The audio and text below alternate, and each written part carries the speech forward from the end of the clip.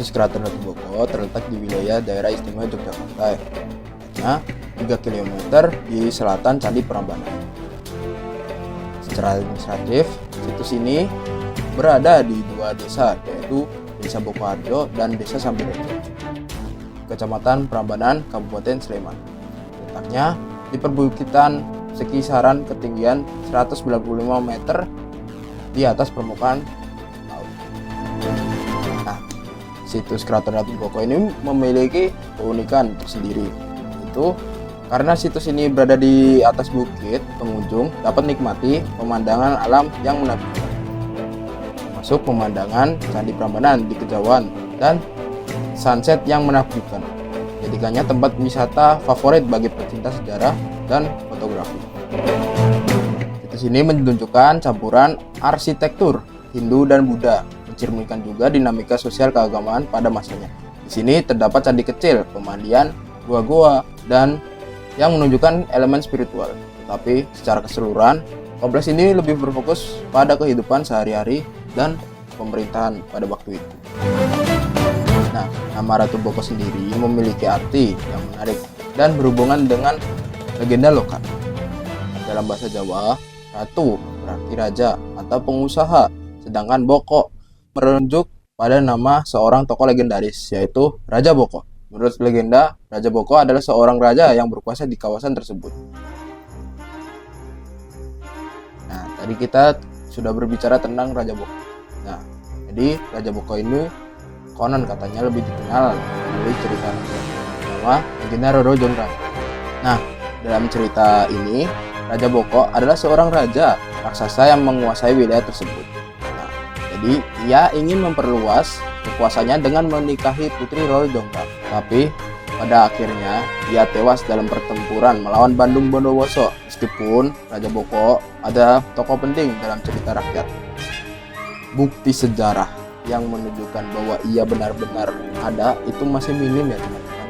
Dan banyak sejarawan mengangkatnya sebagai tokoh mitologi saja. Jadi alasan dinamakan Boko lebih terkait dengan aspek mitologis cerita rakyat Jawa.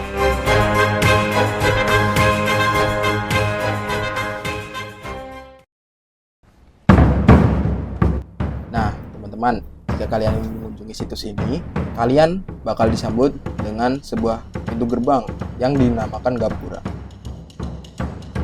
Nah, situs ini mempunyai 2 gapura. Gapura pertama mempunyai 3 pintu yang diapit tembok batu yang tebal dan semua tangganya pendek. Gapura kedua bentuknya lebih lebar dan berlubang pintu 5. Tangganya lebih tinggi karena perbedaan relevansi tanah. 2 pintu gerbang ini bercorak Hindu dan terbuat dari batu andesit.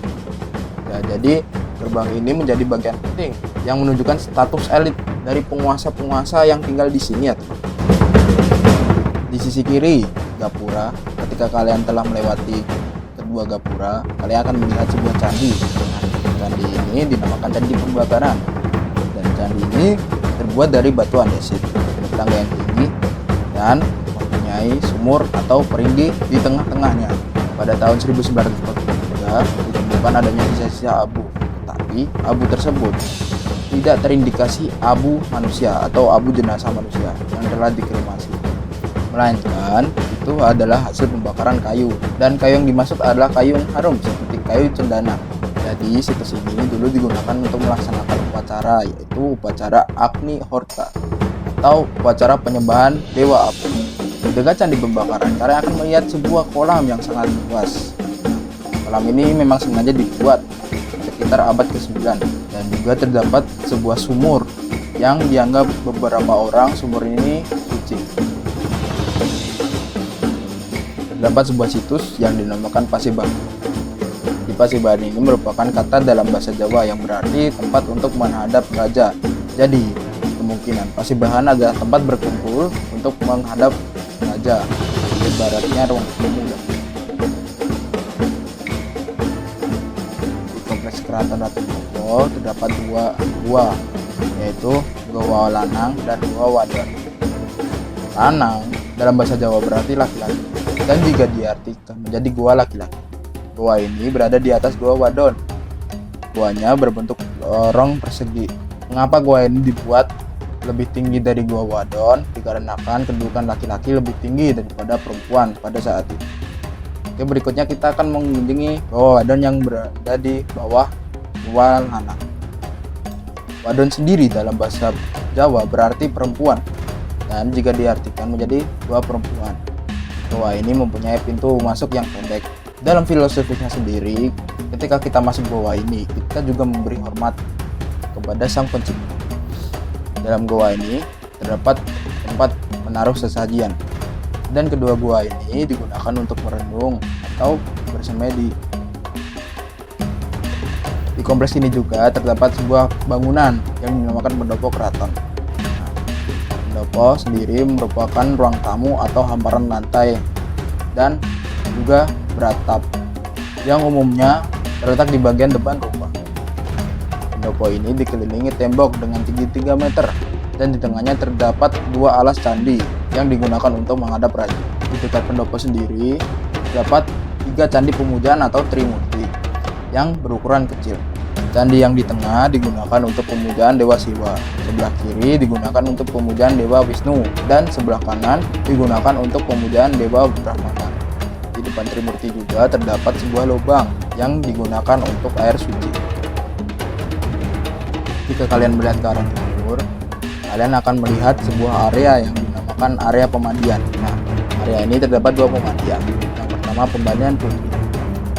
Pemandian putri sendiri terdapat banyak sekali kolam dengan kedalaman 3 meter dan ada yang beberapa mempunyai kedalaman 20 cm. Jadi pemandian ini digunakan untuk pemandian wanita.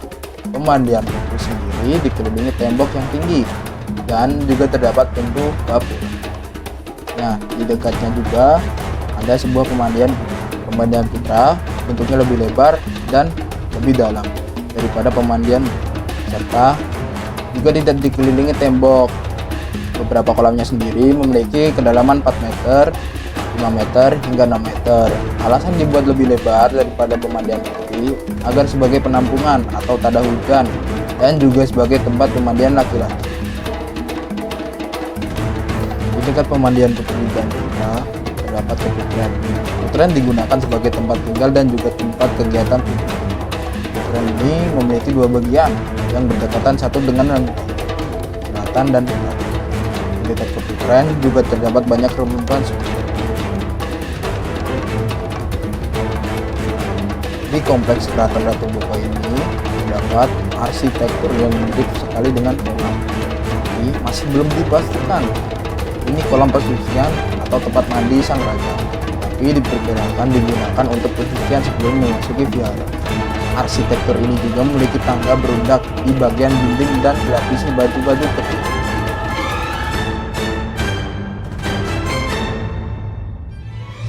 Keraton Ratu Boko adalah salah satu situs arkeologi penting di Jawa Tengah Indonesia yang didirikan pada abad ke-8 Masehi. Pada masa ini, wilayah Jawa Tengah dan sekitarnya merupakan pusat dari kerajaan-kerajaan besar yang dipengaruhi oleh agama Hindu dan Buddha. Salah satu dinasti yang berkuasa pada waktu itu adalah dinasti Sailendra, yang memiliki pengaruh kuat di wilayah Jawa Tengah dan dikenal sebagai pendiri beberapa monumen besar. Bukti hubungan Keraton Ratu Boko dengan dinasti Sailendra. Sebuah prasasti ditemukan di kompleks Ratu Boko pada tahun 1960. Prasasti tersebut dinamakan Prasasti Abayagiri Vihara, menyebutkan nama Rakai Panangkaran, seorang raja dari dinasti Sailendra. Prasasti ini menunjukkan bahwa kompleks tersebut memiliki hubungan langsung dengan keluarga kerajaan Sailendra. Keraton Ratu Boko memiliki peran yang sangat penting dalam memahami sejarah pada masa Mataram kuno. Situs arkeologi ini memberikan wawasan berharga tentang kehidupan, budaya, dan politik di Pulau Jawa selama periode yang krusial dalam perkembangan peradaban Nusantara. Keraton Ratu Boko juga menyediakan bukti tentang interaksi budaya dan agama di masa Mataram kuno. Ditemukannya unsur-unsur arsitektur Hindu dan Buddha dalam satu kompleks mencerminkan sinkretisme yang menjadi ciri khas budaya Jawa. Ini menunjukkan bagaimana berbagai pengaruh agama dan budaya berbaur dan hidup berdampingan di Pulau Jawa selama periode tersebut. Keraton Ratu Boko sendiri diakui sebagai situs warisan budaya yang signifikan di Indonesia. Kompleks ini berada di bawah perlindungan dan pengelolaan Balai Pelestarian Cagar Budaya atau BPCB Jawa Tengah, sebuah lembaga pemerintahan yang bertanggung jawab atas pelestarian situs-situs bersejarah. Situs ini telah ditetapkan sebagai cagar budaya nasional oleh pemerintah Indonesia. Status ini memberikan perlindungan hukum terhadap situs, melarang kegiatan yang dapat merusak atau mengubah struktur lainnya, dan mewajibkan pelestarian serta pemeliharaan yang ketat. Keraton Ratu Boko juga menjadi bagian dari kawasan cagar budaya Prambanan.